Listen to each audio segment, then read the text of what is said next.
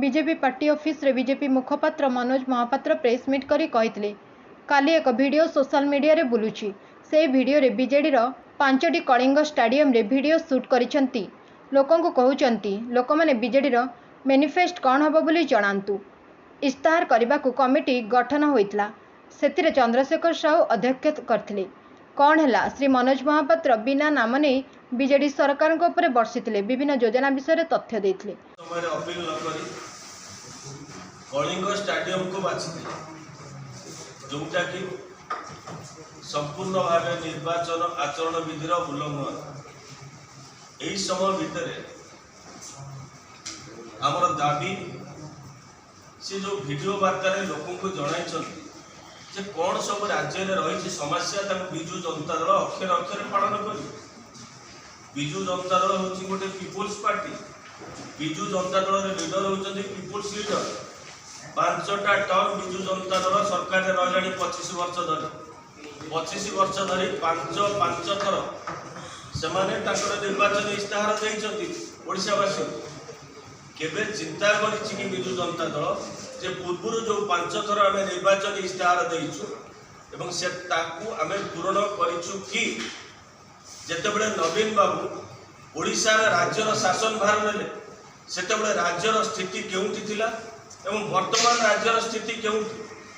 जेतेबेले संपूर्ण रत्नगर्भा ओडिशा जोटी 480 किलोमीटर विस्तीर्ण बेलाभूमि जोटी highest bromide आमर एटी जोटी सबुठु अधिक आयरन ओर जोटी अधिक कोल जोटी अधिक जल संपद जोटी अधिक समुद्र से सबु राज्य जोटी ओडिशार सबुठु धनी राज्य होता वर्तमान कौन पाई ओडिशा सबुठु गरीबी रे तले अछि।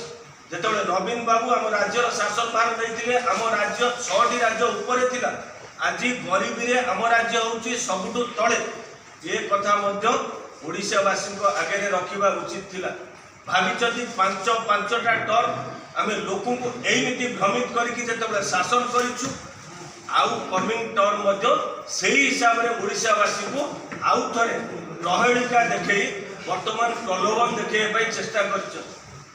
जो ट्रांसफॉर्मेशन लीडर आज बनी से ट्रांसफॉर्मेशन लीडर ओडिशा राजकेश्वर 500 कोटी टंका खर्च कर समग्र ओडिशा बुली समग्र सब निर्वाचन मंडली सब ब्लॉक को जाते कहते लोकंर अभियोग आनी सब अभियोग को आम 15 दिन भितर कि मासे भितर आम पूर्ण कर एक लोक प्रतिश्रुति देते आज आउ कौन तक आवश्यकता पड़ा लोक आम ये कही रखू कौन होशाकर छात्र कथा कहतु युवक कथा कहतु महिला कथा कहतु चाषी कथा कहतु ओडिशार शिल्पपति अन्य शिल्प व्यवस्था कथा कहतु केउथरे आज ओडिशार स्थिति कौन आपण जब आश्चर्य छात्र मान कथा वर्तमान को अवस्था अच्छी आपण मैंने जानी